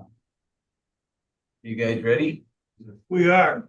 All right. So what would you like to do? Do you have any business to do? Nope. No business. No All right. business. So you want to go on revenue? Yep, page page 1.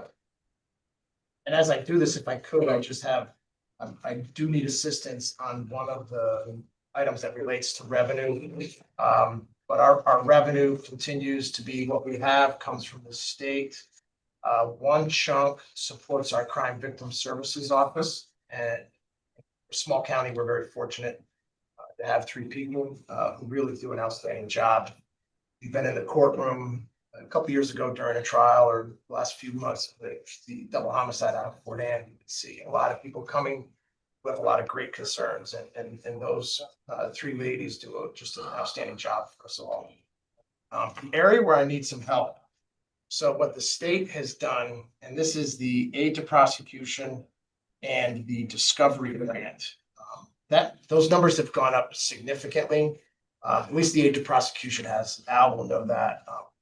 The discovery money is really geared toward retention, but so a bit of a long story. Probably, I forget when they passed clean slate, but we really started paying attention to criminal histories where there were unreported case resolutions, and that was really gonna harm the individuals who've been convicted, because if there's no report of a case conviction, then there's no way to get that sealed. And so we started trying to work with our local courts on that and a couple of other issues.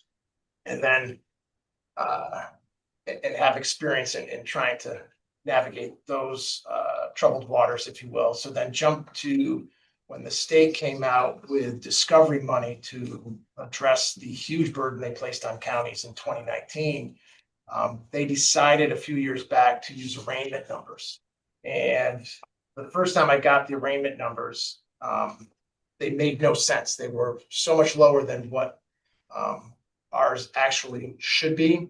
And so that began really about a 3-year effort with the Office of Court Administration and the Division of Criminal Justice Services, where we finally narrowed it down to where I believe OCA agrees and DCJS agrees that it sits with the local courts.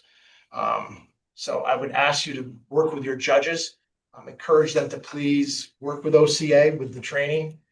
To give you an idea of what we're looking at is they use arraignment numbers. So I just happen, Warren County is about the same, they're the same size population, basically. Their arraignments to total arrests run at about 84, 85%. So you're always going to get some timing issues, people who don't show up, what have you. Ours is at 56%. But in terms of why I'm telling you here with revenue, based on the way they do the funding, that costs the county about $145,000 a year in revenue because of those numbers being off. And what are the two together? Say them again. What's the ratio that? Warren County is about 84, 85%. No, it's arrest to what? Arraignment. So they, Arraignments to arrest. yeah, arraignment to arrest. So our law enforcement makes arrests, they fingerprint someone, that gets reported to the Division of Criminal Justice Services. Arraignments first get reported to the Office of Court Administration is how I understand the flow. And so when it's either not getting reported or there's an error, that's not being addressed at the local level. So that never shows up as a reported arraignment. I do know in speaking with Judge Hobbs, who is our local court judge's sort of supervising judge, and Matt Shivers, who's their conduit to Office of Court Administrations. OCA is now working with them with a new program, and hopefully our judges. I mean, what happens is everyone thinks it's not them. The reality is these numbers are really across the board, which is tough because it'd be easier if it was one court, you could address it. So I'm just hoping that you could encourage your judges and let them know, because they all live in the county. That's a revenue issue by not addressing the shortfall. So they're not reporting the arraignment? There's any number of problems that could happen. Either they're not reporting it correctly. OCA is working on training with them, but it's not getting reported correctly. So the arraignment numbers never show up on the statewide system for DCJS when they do the calculations of So that adverse means that arraignments. it's not going through CAF. These are all. All separate. around. These are all, in the Yes. CAF court, it must be at. That's right here. It's both Or a the- little bit at CAP but a little bit in the judges. I was hoping, because you're right, Brian, I was hoping it was CAP and that it was an internal problem within the state. But it's not. It's, it might be half CAP, half the rest. But that's all just guesswork, because when you're talking thousands of cases, I lack the time or resources to try to narrow it down. So that's why we're using the state. Yeah, I got 3 hands up. First, Kathy. Tony, we tell our judge to call to make sure they're doing it right, because it doesn't do a lot of good to explain it 100% to us. Yep. When they're the ones, They, I would just like to go to my judge and say, call him and learn how to report your number. Office of Court Administration or their resource center. Yep. That's what we need. So was. Yes, thank you. That's what OCA stands for. We had this discussion last night at town board meeting because of not having, maybe all cases haven't been closed. Would this affect that number?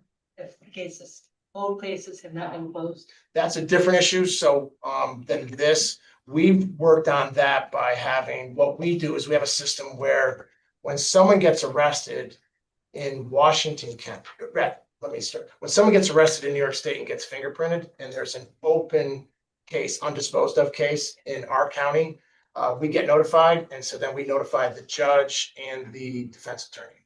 because we can't fix it, but we're notifying them so that they can address it.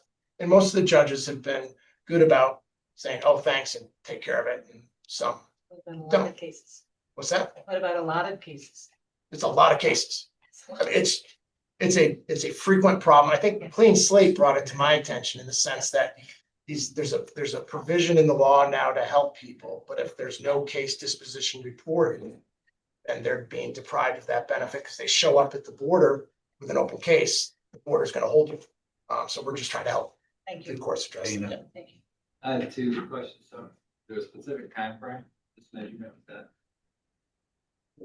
No, And it does, I just have never noticed it because we never had money tied to it. do we break it down by specific court? Way to look at it, specific courts, the city. It's all of them. I mean, we I grant it's probably all of them, but are some worse offenders than others? My fear is, I think we may be one of them. Not disproportionately so. I mean, I think what we did, and again, so to try to spend time on going through it, so working with, so DCGS stands for Division of Criminal Justice Services. They sent me a random sampling of 50 cases, and it was equally distributed amongst, there, like everything, there are experienced judges and there are inexperienced judges. And there is the centralized arraignment part that has all sorts of judges covering it. And it was, I would say, equally spread out amongst all of them. Based on the that you've done. Yeah, based on 50, which admittedly is not a great sampling, but I'm not going to go through 500. And so OCA and DCGS are hopefully helping them figure that out. Because I then have to run a file 15 to see if it's even there, and then we're doing, it's, the resources become exhaustive, and versus OCA and DCGS have all that information internally that they know. As two state agencies, they can compare where they have fingerprints and where they don't have arraignments reported. And they'll share them. Yeah, they're working on finalizing that, and OCA told me, I think it was this week, I forget whether it was Monday night or Tuesday night, that they're working on putting that list together to share. They're working on training. Some judges have already signed up. But if you could just, I think human nature is, I'm not doing it, therefore I don't need to be trained. And my studies show that it's everybody's suffering that, and it's impacting us as a county. Yep. The truth of the matter is, if everybody was reporting it throughout the state and it was the same amount of money, you'd probably be in the same shape. No, because, You think they would increase the amount of money? oh yeah, I mean, I'm looking, based on the numbers, our money, we would get more money because it's based solely on arraignments. Right, but is there a total number in whole? So if everybody in the state was doing it exactly right, would it get divided so it'd get diluted down?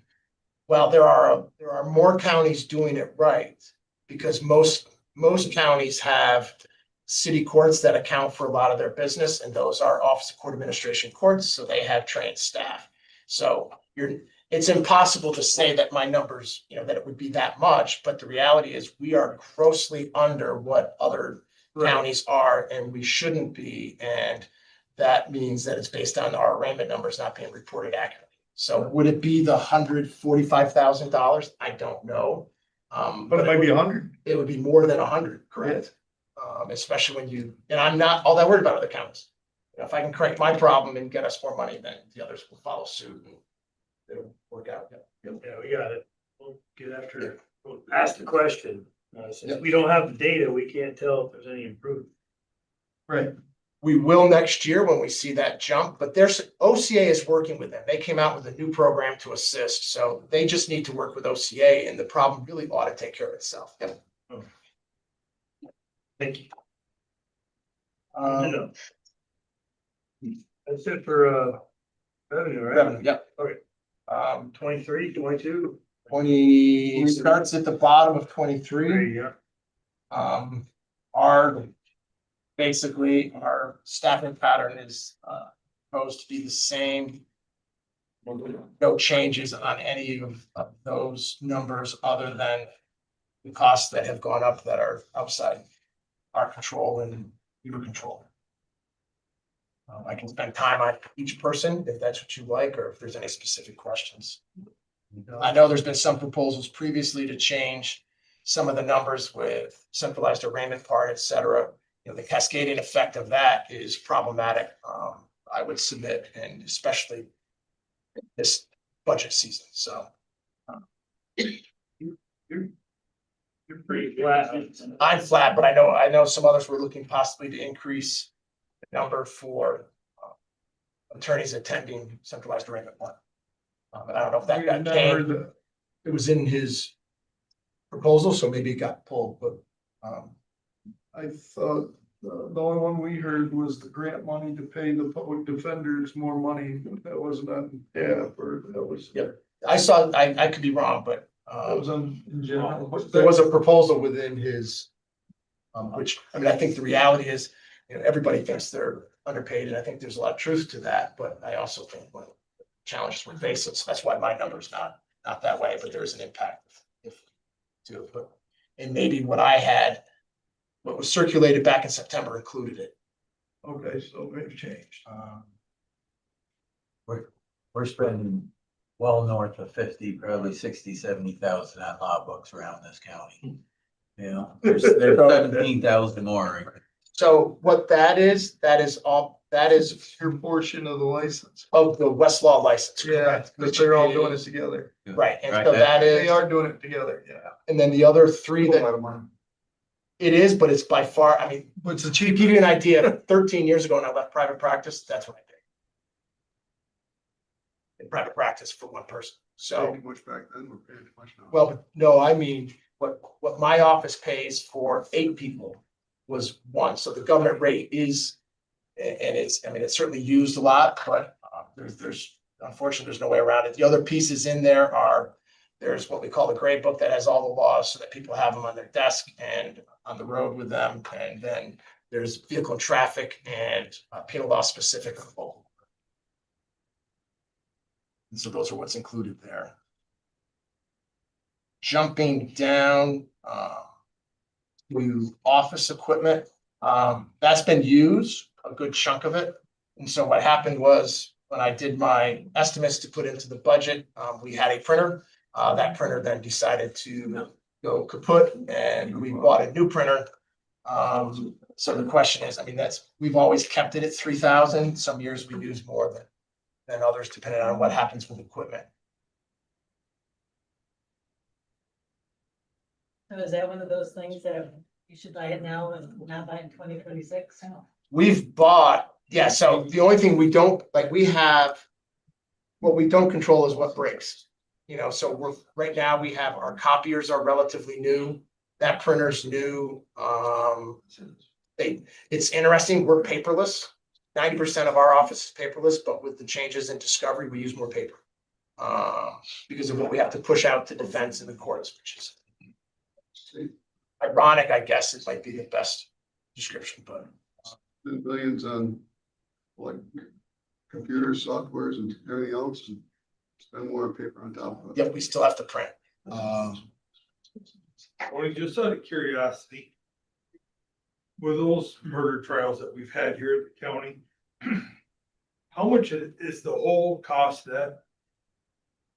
Court proceeding borne by the county or state give you some for it? So. Part of that, you know, I know a lot of people here weren't here when the resolution to Harrell hearing came about. And one of the things that happened as part of the contract was a caseload limit for the public defender's office. That started out with this really complex formula that they employ. They've changed that now to where it's basically, my basic understanding is that it's a point system. So for every case they touch, they get a point. And this relates to your question. So the public defender's office would have stood in and arraigned each of the 3 defendants at cap, and that counts as a point.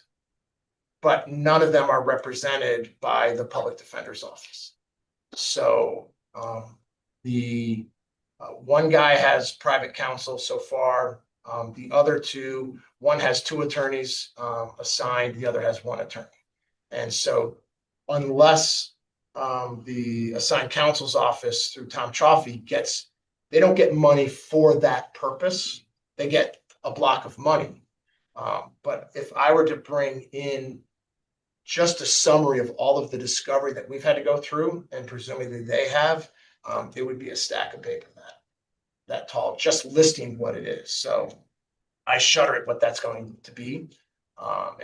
But they're also entitled to a defense. But that's one of the, I bring up the point system because I think that's one issue where regardless of what decision you make on assigned counsel, ILS, none of that's in my wheelhouse. That system alone makes no sense that they get a point, whether they represent the person through the pendency of the case or just standing in for an arraignment. That part as a taxpayer, I don't follow that. And the one question I have on that, who controls that point? Is it the public defender or is it ILS that decides there's a point for just showing up at CAP? I don't know who sets the rule. I'm assuming ILS sets the rules. They sets the rule, but because they're getting paid to go to CAP court, they wouldn't need to count that as a point if they know they're not gonna defend them later. But that's not how the system's set up. Okay, that's what so you That's think how ILS. ILS. That would be So my that's an understanding. ILS thing. Yeah. Something we have to talk to them about. Because and then, so as you run through it, I mean, it's that caseload cap results basically in county court. They handle about 35-40% maybe of the cases that we do. The rest are the other 64% are assigned counsel and 1% is retained. In Washington County, so that there's no. So we had talked before that the public defense, they now believe they can get a stipend, I believe it amounted to $10,000 a lawyer. That they would like to get paid. We've always, for a few years now, years ago, we negotiated this. We have a schedule where everybody matches in the different departments. And so I would like to keep that intact. If we do that, though, that would drive the price of the attorneys in your office up.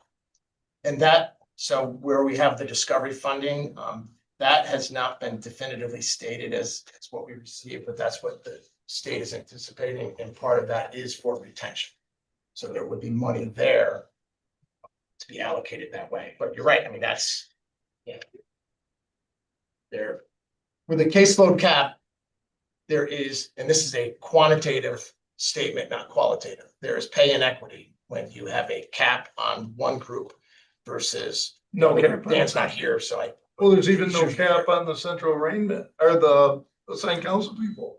There's no cap on them. They take as many cases as they want even. Which is interesting because at one time if I remember correctly, at the beginning of this, there was going to be. Well, that's what I thought. But in any event, so yes, we have money that we think will come from the state that would be available to be used that way, but that is a cost.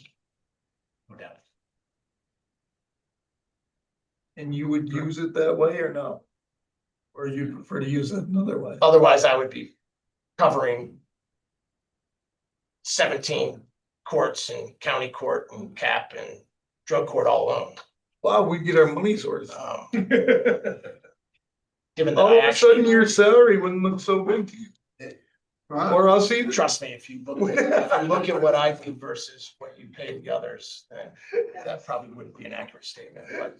No, but I mean, if you had to do it all, it would bring it down. Well, I think, I think the challenge becomes you can't, I can manage certain inequities and certain challenges. I can't manage others. And that would be one where, I think. Well, the whole thing's an inequity by design by the state right now. Right, but I can manage that because there are people that do believe in the mission. They believe in, that you do make a difference and that matters to some. But it is a real challenge. But if that differential occurred, it would be. And so that's what I'm asking. Would your money do the same so the differential wouldn't occur? Correct. That's where, because I gotta put this thing together. I would have to use it that way, yes. And that money is budgeted or that's just being talked about? No, it's here. It's already in there. Yep. So it would, because I'm anticipating getting it and we expect it to, budget office at the state is a little slower this year than in prior years, but we've been continued to be assured that it's there. Just to go back to the top here, are you buying it this year? Sorry, no, the printer we bought, yeah, Can I we mean, get this down to zero? I think that would be a dangerous thing because then when something breaks, I have no money to replace it. And we literally can't function without computers and printers and I just need to hear from you. they certainly could get cut. I mean, I could reduce it. I mean, we could reduce it to 1,500. When we bought a suitable printer, Terry's group does great work in finding the stuff and they do great. Awesome, 1,500 it is. Within the law. Office equipment, you got 1,500 out of them. Tony, do you know when the commission meets again next? Thank you. So that we can keep an eye on the other unfunded mandate that your salary isn't directed by us. There's a commission that sets those. Do you know when they meet again? I'm not sure they're scheduled to. I think that was a 2-year gig and then they're done. Not until the judges get antsy and push it. Okay. Yeah. Just so it's not off our radar. Right. Yep. When you realize what just happened, she asked you that when you were focused on something else. No, I heard it. Yeah. You got the 1,500? Right. You got it? I just don't know if they heard. Hey, catch that 1,500. I knew Sue was following along. It's the only thing we squeezed out of Tony. Good job. So I will say this in defense of that, because there is, like, if you look at our contractuals, I guess is how you describe it, the 11, the 40s. Every year we've reduced that where we can when we look at historical, like last year we reduced it, this year, we continue to try to do that in a way that makes sense. But the problem is it's such a small amount that it makes minimal impact, I get. The other ones on here, I would jump to sort of quick that become a problem that might not, like outside services, witness fees. We just scheduled a trial date this afternoon in one of the Fort Ann cases. You know, depending on what we end up needing for witnesses, you know, we're lucky with the state police lab, but you never know what defense is going to raise. Those numbers can go from 0 to a lot in a hurry. And you know, tragically, we've had a lot of recent animal abuse cases. You know, unfortunately, Washington County is not exempt from what's happening around us. So right now, you know, I know of 2 investigations that are happening, and so it seems like that's just the run. And if we end up having to use Cornell University for necropsies or for other things, now all of a sudden you're paying people to travel and testify. You know, we've been fortunate in having been able to limit that over the last couple of years, but that would be the one area I'd be very cautious, because once it happens, my hands are effectively tied. You have anything else? You know, I don't know if it's my place, just some thoughts on money. If you have time, I remember years ago, it was every other light bulb. You got something different this time? it would work. I would chase a lot of money. You know, this is my 12th year, and my recollection from when I began is we still use all of the same forms. We still do everything basically the same way, but our technology has changed greatly. You know, when someone leaves our building, they no longer have to change the code on the door. We're all fob, we're electronic, and I'm wondering, and I don't have the answer to this, so I generally don't like to bring up things that I don't have a good solution for, but I'm wondering if there's not a way to centralize a lot of the activities that every department has to do. From purchasing to payroll to budgeting to vouchering. You know, we do a voucher, but then it's reviewed very carefully by somebody else. And I'm wondering if there's not a way, you know, if you centralize it somewhere. I have no idea how many departments, how many people they have allocated to that, but if you centralize that, does that require you to add 3 people, but can you phase out other positions in the process? And that switch won't happen immediately, but I just wonder if there's a way to use the technology that we've developed in a way that could help better serve and, you know, get rid of some of the silos. Because I will say, for one, the greatest gift Al ever gave me was taking the budgeting on grants. Because I know my prior department predecessors lost grants because they couldn't do that process. And, you know, when you have someone that is an expert at it, so just something to throw out there as far as we look at this. Staffing, are you fully staffed? Yes, we are right now, which is fortunate, but we were lucky in the sense that we have two newly admitted people who needed jobs. One's a local guy, so it's really great because what we find is the people that are from here stay here. Good Kingsbury resident who seems very excited about it. And then another guy who just also got admitted. And I will say that probably 10 years ago, they would have had trouble getting hired because of the lack of experience. Today, you know, we are more than happy to give them experience in the hopes that, you know, if we can get them to stay, that's great. But it has become, you know, around the state, it's a revolving door. You know, and we're a moment's notice from having that change with, you know, with a lot of the people. So. And they still get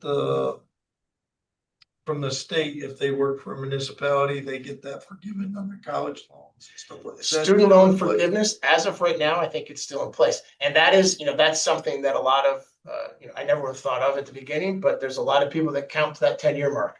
Oh, yeah. And they hit that 10-year mark and They're the gone. door is slamming behind them as they Oh, walk yeah. out. That one's a plan. But you know, I don't blame them. I mean, it's a great benefit when you graduate with $250,000, $300,000 in student loans. It's paid back in 10 years. If you can finance a small piece of that with, you know, lower pay, I mean, that there is value, but less and less so.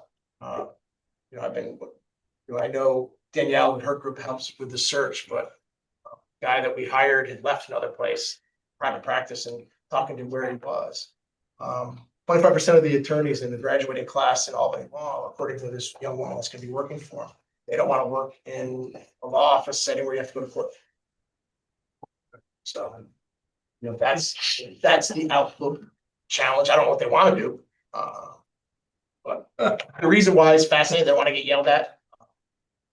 They don't want to get out of their comfort zone. So, but yeah, so right now we are fortunate. Anything else? I didn't. Any more Thanks, questions? Tony. Thank you all. Thank you for letting me jump in again. I appreciate it. You got it. They gave us $1,500. Thank you. Thank you, Tony. No, I should count up the money I got. I should count up the money I gave you last year.